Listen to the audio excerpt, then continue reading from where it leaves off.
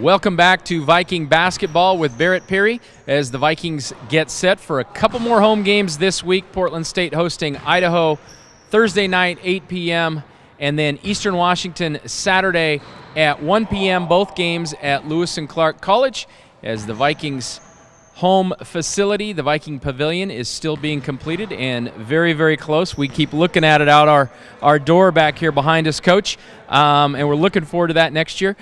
Let's talk Viking basketball right now. We'll touch real briefly on a subject that you're probably not real happy about, and that's last week's game against Sacramento State. The Vikings take a loss at home, not a loss that anyone was real happy about, and a little disappointing because the offensive production wasn't there. Yeah, I thought probably that was the first time all year I thought it really wasn't us. It didn't feel like us, and as we were pushing on the gas trying to get the car going in the right direction, we couldn't really get it going. We were flat all day long. I mean, even when we were leading at halftime, I thought we hadn't played really well and we hadn't taken advantage of opportunities to score the ball, to take advantage of turnovers and things like that. So we had one of those days. I don't know what else to say. It was a 1 o'clock on a Saturday afternoon. We got to be better ready to play, and we weren't very good. So we've had a good week of practice. We've had a good week of preparation. We've had some great meetings talking about who we need to be at all times. Because one thing I think you've seen from us always is that we've really brought energy, we've really brought aggression, and we've been a good team that way. But Saturday I didn't love us. Okay, so as we take a look at that, one thing that has kind of troubled the Vikings a little bit in conference play, shooting percentages have been down. So what do you do as a coach? How do you address that out here on the practice court during the week to try to get the team kind of back in sync this weekend? Well, as you can see behind you, I've locked everybody in the gym until Thursday at 8 o'clock, and they have to shoot 1 million shots. Now, you know, with shooting, I mean, it's one of those things where I believe in our shooters. I'm a guy that believes in next shot is best shot, and I think we have good players that are good shooters. I don't really address how we're shooting. I address good shot, bad shot. I thought Saturday with our lineup changed a little bit. I thought guys tried to force some things a little bit, trying to pick up the slack for North, who wasn't there Saturday, but overall, you know, I believe in our guys. I believe in who they are, and I've seen them make a lot of shots in big games, and so it'll bounce back. It all circles around, and it'll even out for us. Well, you absolutely have to believe in this Viking team that has been so productive all year, scoring a lot of points, winning a lot of big games, putting, I think, 106 on a Pac-12 team earlier this year. So it's all there. Let's talk a little bit about, you know, last week we talked a little bit about some players. I want to bring up another player, and you talked about getting that offense going and looking like the Vikings should look. Well, the key guy to that is the point guard, and the guy who's been starting there for you is a freshman, which not every coach loves having a freshman out in front, but we got a pretty good one. So talk to us a little bit about Holland Woods in what he's brought to the team and maybe a few of the things that he needs to continue to develop as he has a great career here at Portland State. Well, I think that everybody's been pleasantly surprised at Boo-Boo's maturity and Boo-Boo's ability to step in and impact us right away. You know, he's a stat leader in the league in a couple of categories, and he does a great job. He's wise beyond his years. He's been taught very well long before we got him, and prepared to be a good college basketball player by his high school coach, by his father, who's a tremendous basketball trainer down in Arizona that we have a great relationship with. And he's really just taken all the things that he's known and taken them to the court. He's a tremendous studier.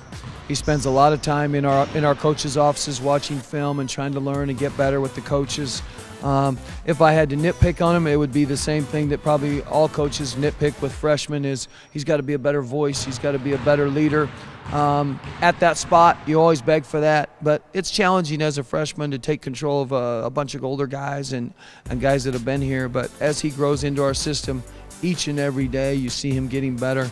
The biggest worry I've ever had with him in this month is just we've gotten him banged up. He's gotten, you know, he had a toe problem in that game. He had to miss the last 4 or 5 minutes of the game the other day, and that really hurt us.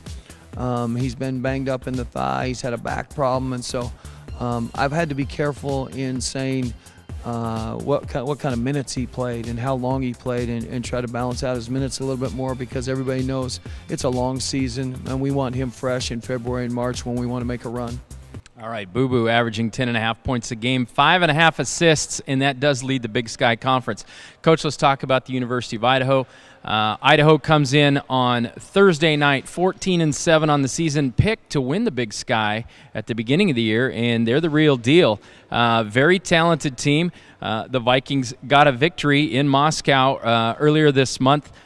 They have one thing going for them that I'm sure every coach would love the luxury of. They've had 5 guys start all 21 games for them this year. That's really got to help with their consistency and what they've been able to accomplish. So evaluate the Idaho Vandals. You know, that's an incredible stat and something that we haven't even come close to. I mean, I don't know how many starting lineups we've had. I'd have to talk to our sports information guy. 10 different lineups and 10 different players have started. Yeah, and so, you know, and it always hasn't. You know, it's not easy. That consistency has been probably pretty nice for Coach Verlin. And then all those guys are really old. You know, they're all seniors. And so they've played a lot of minutes together, a lot of games together. And this is kind of what they built their team around for this year. So they've done a tremendous job. They got a good record. We were able to win up there in round 1 in what I thought was just an absolute bloodbath, a game that went back and forth all night long, and 2 teams just smacking each other. And the team that got to touch the ball last won. And so, you know, I would expect more of the same this Thursday when we play them. And, you know, we like our record. We think we're getting ready to make a little run as well. And so I think as we get healthy, you know, we really missed Brandon Hollins the last 3 weeks and his energy and his activity. We're getting Jamie healthy again. You know, our 2 best athletes haven't played much in the last few weeks, and so we got to get them going again. And Hollins came back 7 points, 8 rebounds in limited minutes when he finally came back the other day. One last thought on Idaho. You know, we talked a little bit about the Vikings getting their offensive production going a little bit. Idaho leading the league in defense, fewest points allowed. So that presents a challenge. Yeah, you know, they do a good job controlling pace. You know, they don't want to run unless they have a great opportunity. They love to get a good play called up, and they do a great job executing in the half court. So probably more than any other game in the league, you have to really sit down and guard deep into some shot clocks and be disciplined and be focused and understand what they're trying to do to you for the whole shot clock. And then when they get a good shot or a bad shot up on it, we got to rebound so we can go the other way. Okay, and then we'll touch on Eastern Washington. Again, that game's Saturday at 1. Eastern Washington, a team that has played much, much better once conference has started. They're in the top half of the Big Sky, and they're led by a pretty talented guy, Bogdan Blizniak, who leading the team in scoring. He just set the Eastern Washington all-time scoring record the other day, and a guy you have to pay a lot of attention to. Yeah, he provides such a unique problem because you got a 6 foot whatever, 4, 5, 6 ball handler, 200 and something pounds. He can be a 4, he can be a 1, and he creates everything for a great shooting team, and then they go get it on the glass pretty well. But that's another team that really controls tempo. They work hard deep into shot clocks to try to get their shot.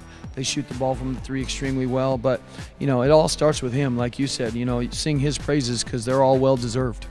And so then as we take a quick look, it's all about who's going to control tempo this week. Is that how you see it? I would think tempo is a big deal both nights with these teams. I think the same thing when we played them the first time is we really needed to try to up-tempo it and play fast, get them to where they weren't completely comfortable in running all their stuff because, like I said, they do a great job executing. All right, there it is. Viking basketball with Coach Barret Peery. Once again, the Vikings at home this week, Thursday night, 8 o'clock, Saturday, 1 o'clock. Get all your news on Viking basketball at GoVikes.com.